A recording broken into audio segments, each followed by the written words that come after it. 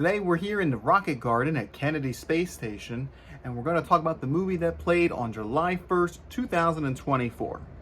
And that movie is... Fly Me to the Moon. Brought in to fix NASA's public image, marketing maven Kelly Jones wreaks havoc on launch director Cole Davis's already difficult task of putting a man on the moon. When the White House deems the Apollo 11 mission too important to fail, Joan is directed to stage a fake moon landing as backup. But which version does the American public see?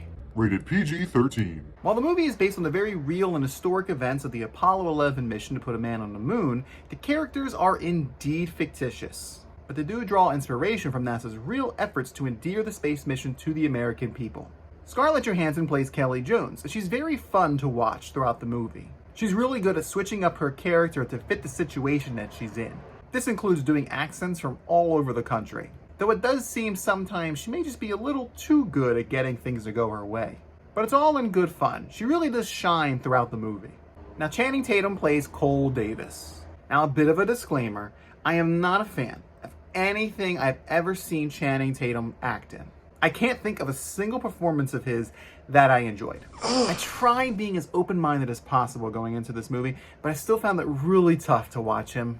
I feel like he has a really hard time breaking free from that smarmy, cocky, dude bro character that he's been typecasted as for so long. You can see him trying to convey some type of emotion with his lines, but to me it still comes off flat. He says the lines with what appears to be emotion, but his face just stays completely frozen. It is very important that this mission is done with the utmost of care. We'll not allow these astronauts to have another failure. I really do feel like he's trying to be authentic, but it just comes off goofy. There was a single scene where he has this emotional outburst, and it was probably the best acting I've ever seen him do, ever. So that moment was very fleeting. Not to mention he has this really weird obsession with a black cat. If you enjoyed his previous work, I'm sure this will be just fine for you. I mean, he's a professional actor, and I'm not. So maybe I'm wrong. Ray Romano plays Henry Smalls, who works with Cole in the launch center.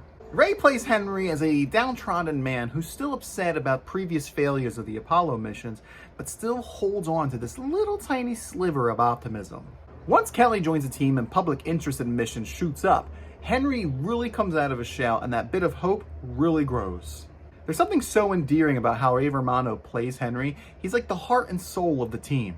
And he is just so proud of all of his team's accomplishments. Woody Harrelson plays Mo Burkus, a shadowy government type. We don't really know his affiliation other than he works for the president, Richard Nixon. He's the one who hires Kelly to save NASA's public image. Woody plays him kind of goofy, but he's also kind of menacing. Like he will drink a glass of milk and make a joke, but then the next line is about how he's going to kill you if you fail. He's a fun character whose true intentions were never quite known. And rounding out the main cast is Jim Rash playing Lance Vespertine, an over-the-top movie director with very specific creative visions. He was a director who was hired to film the fake moon landing. He's kind of a classic queer-coded character, think Paul Lynde. Always hilarious, and he stole every scene that he was in. Some of his zingers made the entire audience burst into laughter. And Lance was a very consistent character, no matter who he was talking to on the screen. Since the movie's produced by Apple, it has the money to create this beautiful and polished world. Flying to the Moon is a very enjoyable visual experience. Everything felt authentic, or at least what I think is authentic for the time frame. The costuming was also very fun. From the colorful ensembles of Kelly and her assistant, to the crisp, white, super tucked-in shirt of the scientists, everyone was looking good. But despite all of this polish, the movie oftentimes felt hollow. I really did like the cinematography of the movie. I felt like there were a lot of cool transitions in between the scenes. The one that really stood out for me was when Cole was walking through the rocket labs. The shot is shown from a side profile, while Cole is walking at a normal speed, but all the workers behind him are moving at super speeds. As Cole is walking his normal speed, he stops and he interacts with employees who zip in, and when he's done talking to them, they zip right back out. And then Henry comes in and talks to him, and then Henry zips on out too. Even an elusive cat makes an appearance during this montage.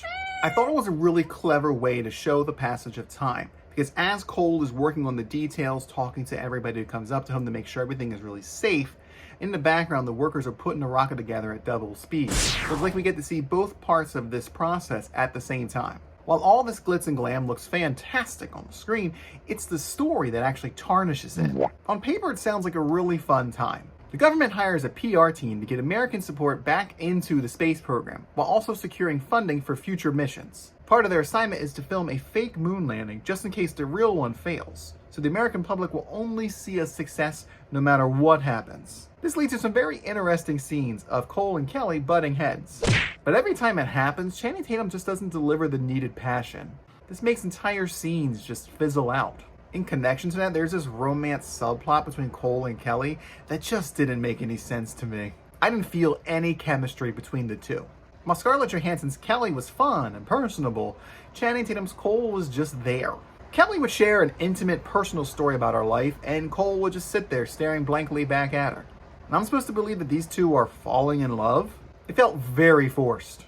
I think that if this relationship was handled more of a close friendship rather than a romance plot, it would have benefited the story so much more. We could have had Kelly and Cole helping each other work through their personal traumas without the unnecessary, awkward romantic angle. I said it before and I'll say it again. Main characters don't have to fall in love for a story to be interesting. In this case, it makes the story less original and harder to watch. Plus, it really hindered the pacing of the movie. Like, we had to stop the progress on the mission just so our two leads can make googly eyes at each other. The music throughout the film was pretty good. It all felt very fitting and appropriate for the time frame. A lot of it was space themed or space adjacent, like Fly Me to the Moon and Moon River, things like that. The thing that this movie does almost perfectly is giving the audience a feeling of suspense and joy over the mission. While we know the mission is successful in real life, there's still a sense of suspense over the other aspects of the plot. It was this grandiose goal for the nation to put a man on the moon. We are shown how this mission really captured the hearts and minds of the American public. The way the movie integrated actual historical footage with the new footage was actually pretty amazing. We got to see the characters watching Walter Cronkite on the news covering the space mission. It created this atmosphere that just felt so authentic that I even began to feel a little patriotic myself. USA! USA! Fly Me to the Moon has all the pizzazz and sparkle that you could ever want from a movie. But the unfortunate forced romance plot, pacing issues, and Channing Tatum's frozen acting and face all work against what could have been a fun film. And that is why I'm giving Fly Me to the Moon the low orbit score of 5.5 stars out of 10. For most people, I think this would be a very enjoyable film, and it should be. There's so much working for it. But for me, the lack of chemistry between the two leads just failed to ignite my engines. So, did you see the Regal mystery movie Fly Me to the Moon? If so, launch yourself into the comment cosmos down below and tell Houston all all it. Down continues. Don't forget to like, comment, and subscribe for more out-of-this-world content just like this. Live long and prosper. I got a rocket to catch. We'll be coming up in the automatic sequence. See ya.